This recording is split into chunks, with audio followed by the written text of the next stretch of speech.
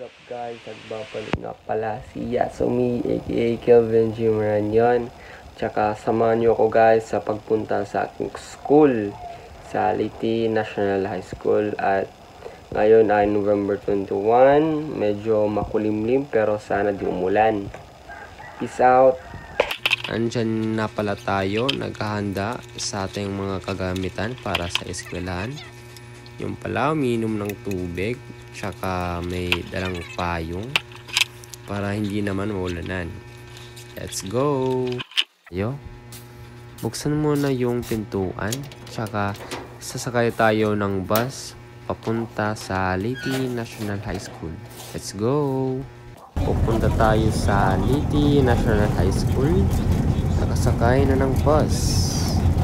Dito na tayo sa loob ng school namin or classroom. Diyan pala si Mark, nakaubad, kakain pa lang. Ito na pala, natapos na yung lesson namin at kakain na tayo.